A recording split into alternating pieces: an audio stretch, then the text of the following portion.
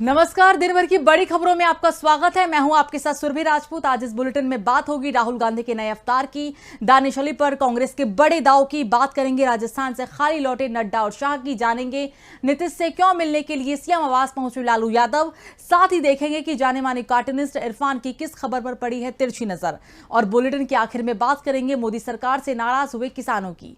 इसके साथ ही और भी कई बड़ी खबरों से आपको करवाएंगे रूबरू, लेकिन तमाम बड़ी खबरों से पहले एक नजर सुर्खियों पर।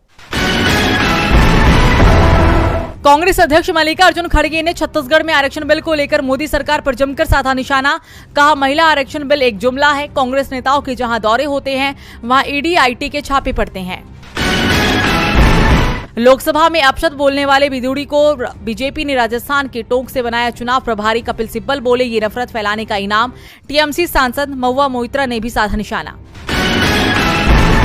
पश्चिम बंगाल में टीएमसी सांसद अभिषेक बनर्जी को एक बार फिर से ईडी ने भेजा समन, 3 अक्टूबर को होना होगा पेश। गिरावट के साथ बंद हुआ शेयर बाजार, सेंसेक्स 600 अंक गिरकर 65,508 पर बंद, निफ्टी 192 अंकों की गिरावट के साथ 19,523 पर बंद। तो ये तो थी सुर्खियां, और अब बात आज की सबसे बड़ी खबर की। कांग्रेस सांसद राहुल गांधी आम लोगों के साथ घुल मिल रहे हैं।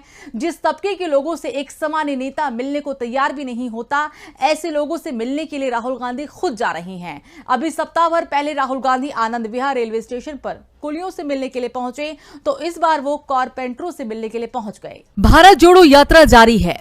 इसका स्वरूप जरूर थोड़ा सा बदला हुआ दिखाई दे रहा है, लेकिन राहुल गांधी जिस मोहब्बत की दुकान को जगह जगह खोलने का दावा कर रही हैं, वे अपने अभियान में भी जुटे हुए हैं। आज वो दिल्ली के कीर्तिनगर की फर्नीचर मार्केट में पहुंच गए। एशिया की इस सबसे बड़ी फर्नीचर मार्केट में राहुल गांधी ने कारपेंटरों से मुलाकात की। राहुल गांधी ने इस मुलाकात का फोटो सोशल मीडिया पर पोस्ट किया। दिल्ली के कीर्तिनगर स्थित एशिया के सबसे बड़े फर्नीचर मार्केट जाकर आज बड़े भाइयों से मुलाकात की। ये मेहनती होने के साथ ही कमाल के कलाकार भी हैं, मजबूती और खूबसूरती तराशने में माहिर। काफी बातें हुई, थोड़ा उनके हुनर को जाना, थोड़ा सीखने की कोशिश की। कांग्रेस ने भी अपने आधिकारिक एक्स हैंडल से राहुल गांधी की कुछ और तस्वीरें साझा की और लिखा, भारत जोड़ो यात्रा जारी है। इस दौरान राहुल गांधी ने कारीगरों से उनकी परेशानियों को जाना। इस दौरान खुद भी आरी और हथौड़ा के साथ राहुल नजर आए। अपने बीच अचानक राहुल गांधी को देखकर कारपेंटर खुश हो गए और उन्होंने राहुल को घेर लिया। ये पहला मौका नहीं है जब राहुल गांधी आर्थिक रूप से कमजोर मेहनतकशों के बीच पहुंचे हैं। 21 सितंबर को वो दिल्ली की आनंद विहार रेलवे स्टेशन पर कुलियों से मिलने पहुंचे थे। इस दौरान राहुल गांधी कुली की ड्रेस में दिखे, साथ ही उन्होंने सर पर वजन भी उठाया। 18 अप्रैल को राहुल गांधी ने पुरानी दिल्ली के मटिया महल बाजार में खाने पीने की चीजों का लुत्फ उठाया था। वो बंगाली मार्केट भी गए थे। 20 अप्रैल को राहुल गांधी दिल्ली के मुखर्जी नगर प्रतियोगी परीक्षाओं की तैयारी कर रहे छात्रों से मुलाकात की थी। वहीं जून में राहुल गांधी की करोल बाग में मोटर मैकेनिक के साथ मुलाकात की तस्वीरें वायरल हुई थी। इस दौरान राहुल गांधी एक बाइक ठीक करते हुए दिखाई दिए थे। राहुल गांधी आम लोगों से मिल रही हैं, जिससे बीजेपी की परेशानी बढ़ती दिखाई दे रही है और बीजेपी की इस परेशानी को कांग्रेस और बढ़ाने की तैयारी कर रही है। संसद में बीएसपी सांसद दानिश अली के मामले को लेकर बीजेपी बुरी तरह से फंसी हुई थी और अब दानिश अली कांग्रेस को मजबूत करने की तैयारी में है। क्या है पूरी खबर, आइए देखते हैं। बीजेपी सांसद रमेश भिदुड़ी के लोकसभा में बसपा सांसद को लेकर दिए गए विवादित बयान के बाद से दानिश अली सुर्खियों में बने हुए हैं। पिछले दिनों उनसे कांग्रेस नेता राहुल गांधी ने मुलाकात की थी, जिसके बाद कांग्रेस प्रदेश अध्यक्ष अजय राय भी दानिश अली से मिलने के लिए उनके आवास पर पहुंचे और उनसे बातचीत की। इसके साथ ही यूपी का सियासी पारा भी हाई हो गया है। अटकलें लगाई जा रही है कि दानिश अली लोकसभा चुनाव से पहले बसपा छोड़ सकते हैं। तो वहीं कांग्रेस प्रदेश अध्यक्ष अजय राय ने दानिश अली से मुलाकात की जो तस्वीरें अपने सोशल मीडिया पर जारी की है, जिसमें एक तस्वीर में वो दानिश अली को गले लगाते हुए दिख रही हैं, तो वहीं दूसरी तस्वीरों में उनके साथ बातचीत कर रही हैं। इन तस्वीरों को शेयर करते हुए कांग्रेस ने लिखा है कि नफरत के बाजार में मोहब्बत की दुकान। आज संसद जनाब दानिश अली जी से उनके दिल्ली स्थित आवास पर मुलाकात की। दरअसल दानिश अली से मुलाकात के बाद अजय राय ने कहा कि हम यहाँ उन्हें पूरी ताकत देने आए हैं। वो एक मजबूत सांसद हैं और अपनी बात को मजबूती के साथ संसद में रखते हैं। हम चाहते हैं कि जो समाज और देश के अंदर काम कर रहे हैं, जो सबको साथ लेकर चलते हैं और हिंदू मुसलमान एकता की बात करते हैं, हम उनके साथ हैं। हम दानिश अली का कांग्रेस में स्वागत करेंगे, लेकिन फैसला उन्हें करना है, क्योंकि कांग्रेस एक ऐसी पार्टी है जो अल्पसंख्यकों से जुड़े मुद्दों और बीजेपी की सांप्रदायिक राजनीति के खिलाफ सबसे मजबूती से आवाज उठाती है। गौरतलब है कि कांग्रेस नेता ने बातों बातों में साफ कर दिया है कि दानिश अली ने अगर कभी भी कांग्रेस का हाथ थामने का मन बनाया तो पार्टी में उनका स्वागत किया जाएगा। कांग्रेस की मजबूती से बीजेपी पहले से ही परेशान दिख रही है, तो दूसरी ओर उसके आने वाले नेता भी बीजेपी को कमजोर करते हुए दिखाई दे रहे हैं, खासतौर पर वहां जहां विधानसभा चुनाव सामने आ चुके हैं। राजस्थान में विधानसभा चुनावों का ऐलान 2-3 सप्ताह बाद ही हो जाएगा और चुनावों की तैयारियों के लिए बीजेपी अध्यक्ष जेपी नड्डा और गृह मंत्री अमित शाह जयपुर पहुंच गए थे, लेकिन उन्हें खाली हाथ ही लौटना पड़ा। ऐसा हम क्यों कह रहे हैं, आइए देखते हैं। बीजेपी अध्यक्ष जेपी नड्डा और केंद्रीय गृह मंत्री अचानक जयपुर पहुंचे। बुधवार शाम 7 बजे से लेकर गुरुवार सुबह 3 बजे तक उन्होंने राजस्थान बीजेपी नेताओं के साथ मीटिंग की। बैठक में राज्य के सभी दिग्गज नेता मौजूद थे। इस दौरान परिवर्तन यात्रा को लेकर भी चर्चा हुई। नड्डा शाह ने नेताओं से सवाल किया कि परिवर्तन यात्रा में भीड़ क्यों नहीं जुटी। दरअसल सोशल मीडिया ने बीजेपी की परिवर्तन यात्राओं की पोल खोल दी थी। यात्रा के दौरान होने वाली सभाओं में खाली पड़ी कुर्सियों से साफ हो गया था कि बीजेपी की हालत राज्य में खराब है। बैठक में पार्टी उम्मीदवारों के नामों पर भी चर्चा होनी थी। शाह ने साफ कर दिया कि आधे विधायकों के टिकट काटे जा सकते हैं और जिन विधायकों के टिकट काटने की बात हो रही है वो सभी वसुंधरा के समर्थक हैं। इसका विरोध वसुंधरा की ओर से भी किया गया। गुरुवार को सुबह नड्डा और शाह की संघ पदाधिकारियों के साथ बैठक थी। इसे लेकर पार्टी के नेता कुछ भी नहीं बोल रहे हैं, लेकिन दावा किया जा रहा है कि संघ पदाधिकारियों के साथ बैठक कर बीजेपी उम्मीदवारों की लिस्ट जारी होनी थी, लेकिन उम्मीदवारों पर ही सहमति नहीं बन पाने के कारण संघ नेताओं से मुलाकात रद्द हो गई। यानी शाह और नड्डा जिस काम से जयपुर आए थे वो काम नहीं हो पाया। उल्टा इस दौरे से राज्य में बीजेपी की गुटबाजी सामने जरूर आ गई। बीजेपी के नेता भी हैरान दिखाई दे रहे हैं कि आखिर चुनावों के समय इस तरह का टकराव कहीं पार्टी की नाव ही ना डुबो दे। वैसे भी जिस तरह से अशोक गहलोत बाजी पलटते दिख रहे हैं, उससे ये भी दावे होने वाले हैं कि इस बार सरकार नहीं रिवाज बदलने वाला है। मुलाकात हुई, लेकिन बात ऐसी हुई कि पार्टी की मुसीबत ही बढ़ गई। राजस्थान में हुई मुलाकात से उलट एक मुलाकात बिहार में भी हुई है। ये मुलाकात थी आरजेडी चीफ लालू यादव और बिहार के सीएम नीतीश कुमार के बीच। नीतीश के महागठबंधन में आने के बाद पहली बार लालू सीएम आवास पहुंचे थे, तो दोनों के बीच क्या बात हुई है, देखिए ये रिपोर्ट। राजनीति में जब भी दो दिग्गजों के बीच मुलाकात होती है तो उससे सियासी पारा तो गर्माता है ही, साथ ही कयासों का बाजार भी गर्म होता है। अब हाल ही में धुर विरोधी से दोस्त बने लालू और नीतीश के बीच मुलाकात हुई है। आरजेडी प्रमुख लालू प्रसाद यादव से मिलने के लिए नीतीश कुमार अक्सर उनके घर पहुंचते रहे हैं, लेकिन ये पहला मौका है जब लालू ही नीतीश कुमार के आवास पर पहुंच गए। आधे घंटे तक दोनों नेताओं के बीच बातचीत हुई। जाहिर तौर पर बातचीत की धुरी सत्ता और सियासत के इर्द गिर्द ही रही होगी। माना जा रहा है कि इस मीटिंग में चुनाव को लेकर चर्चा की गई है। साथ ही महागठबंधन में लोकसभा सीटों का बंटवारा अभी तक नहीं हो पाया है। नेताओं के लड़ाई झगड़े भी सामने आ रहे हैं। राष्ट्रीय राजनीति में नीतीश की भूमिका के बारे में कोई स्पष्ट निर्णय अभी तक नहीं हो पाया है। माना यही जा रहा है कि दोनों नेताओं की बातचीत इन्हीं मुद्दों पर हुई होगी। वहीं दूसरी तरफ इस मुलाकात को मंत्रिमंडल विस्तार से भी जोड़कर देखा जा रहा है।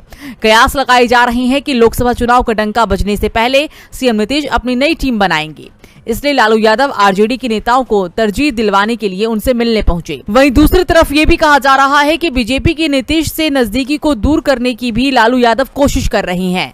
जेडीयू और आरजेडी के मजबूत गठबंधन से बीजेपी परेशान है, क्योंकि एक और बीजेपी के खिलाफ गठबंधन मजबूत हो रहे हैं तो बीजेपी के सहयोगी दल उसका साथ छोड़ रहे हैं और जो नया सहयोगी बीजेपी के साथ जुड़ रहा है उससे बगावत का सामना करना पड़ रहा है, जैसा इस समय जेडीएस के साथ हो रहा है। कर्नाटक में भारतीय जनता पार्टी के साथ गठबंधन करना एचडी देवगौड़ा की पार्टी जनता दल सेक्युलर यानी जेडीएस पर भारी पड़ गया है। बीजेपी से गठबंधन के खिलाफ जेडीएस में बगावत हो गई है। अब तक सैकड़ों नेता और कार्यकर्ता पार्टी का साथ छोड़ दिए हैं। पार्टी में इस्तीफे का दौर तेज हो चुका है। अब मैसूर शहर के नरसिम्हा राजा विधानसभा क्षेत्र से अब्दुल खादर सहित 100 से अधिक पदाधिकारियों ने जेडीएस से इस्तीफा दे दिया है। जेडीएस के सिंबल पर विधानसभा चुनाव लड़ने वाले खादर ने कहा, भाजपा और आरएसएस पूरे देश में मुस्लिम समुदाय को निशाना बनाती रही है, नफरत की राजनीति कर रही है। वे मुस्लिम समुदाय को परेशान कर रहे हैं। भाजपा नेता खुले तौर पर कहते हैं कि वे नहीं चाहते कि मुस्लिम वोट दे। ऐसे में हम सभी इस बात से दुखी हैं कि जेडीएस जेडीएस कर्नाटक में बीजेपी के साथ गठबंधन में है। पार्टी छोड़ने वाले नेताओं ने कहा कि उनके मन में जेडीएस नेता एचडी कुमारस्वामी और पूर्व प्रधानमंत्री एचडी देवगौड़ा के लिए सम्मान है, लेकिन भाजपा के लिए नहीं। इस्तीफा देने वाले जेडीएस अल्पसंख्यक नेताओं ने जेडीएस अध्यक्ष सीएम इब्राहिम से भी आग्रह किया है कि वह तुरंत इस्तीफा दे। वहीं आपको बता दें कि जेडीएस के वरिष्ठ नेता और प्रदेश उपाध्यक्ष सैयद शरीफुल्लाह साहब ने भी पार्टी से इस्तीफा दे दिया है। जेडीएस की प्रवक्ता रही यूटी फरजाना असफर ने भी पार्टी से इस्तीफा दे दिया है। फरजाना ने जेडीएस मीडिया सेल से प्रमुख श्रीकांत गौड़ा को लिखे पत्र में कहा कि वह वैचारिक मतभेदों के कारण पार्टी के प्रवक्ता पद से इस्तीफा दे रही हैं। जेडीएस में बगावत हो गई है। नेता बीजेपी से गठबंधन का विरोध कर रहे हैं। बीजेपी पर सांप्रदायिक ध्रुवीकरण की राजनीति का आरोप लगाया जा रहा है। वैसे ये आरोप तो बीजेपी पर शुरुआत से ही लगाए जाते रहे हैं और इसी राजनीति के चलते आज मणिपुर में हालात संभलते नहीं दिख रही हैं। इस बीच राज्य के सीएम एन बीरेन सिंह ने ऐसा फैसला किया है जिससे बीजेपी सरकार एक बार फिर से सवालों के घेरे में आ गई है। पिछले 5 महीने से मणिपुर में हिंसा की खबरों ने पूरे देश को झकझोर कर रखा हुआ है। राज्य में अब तक 180 से भी ज्यादा लोगों की जान जा चुकी है। सरकार ने 23 सितंबर को ये बोलते हुए नेट सेवा को राज्य में बहाल किया था कि अब हालात पहले से बेहतर हैं, लेकिन इंटरनेट चालू होते ही वायरल हुए एक फोटो ने राज्य में हिंसा फिर से भड़का दी, जिसके बाद राज्य में बड़े हिस्से को अशांत घोषित करते हुए आफ्सपा कानून को लागू कर दिया गया। लेकिन मणिपुर के 19 पुलिस थानों को इससे बाहर रखा गया है। हालात ये है कि हाल ही में जहां बीजेपी ऑफिस को फूंक दिया गया वो एरिया शांतिपूर्ण घोषित कर दिया गया है। जिन इलाकों में आफ्सपा नहीं लगाया गया है वो मैतेई बहुल इलाके हैं। राज्य के सीएम बीरेन सिंह इसी समुदाय से आते हैं। साथ ही बीजेपी के अधिकांश विधायक भी मैतेई हैं और सबसे ज्यादा हिंसा भी इन्हीं इलाकों में देखी गई है। यानी जिन इलाकों में सबसे ज्यादा हिंसा हुई है वहां सरकार की नजर में शांति बनी हुई है। दरअसल आर्म्ड फोर्सेज स्पेशल पावर यानी कि आफ्सपा के तहत भारतीय सेना को अशांत क्षेत्रों में कार्रवाई की विशेष शक्तियां मिली होती है।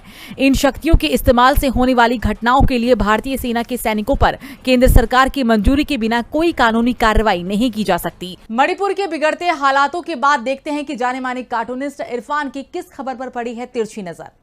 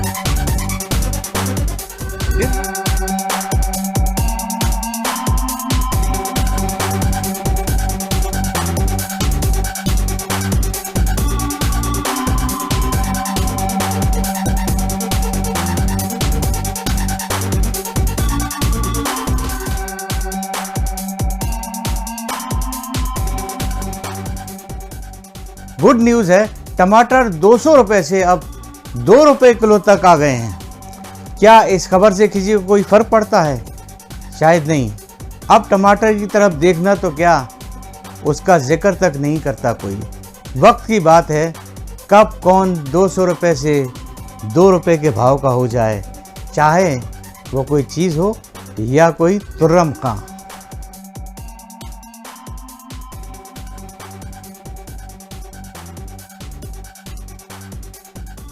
बहुत बहुत शुक्रिया इरफान जी। और बुलेटिन के आखिर में बात किसान आंदोलन की। मोदी सरकार 2020 में 3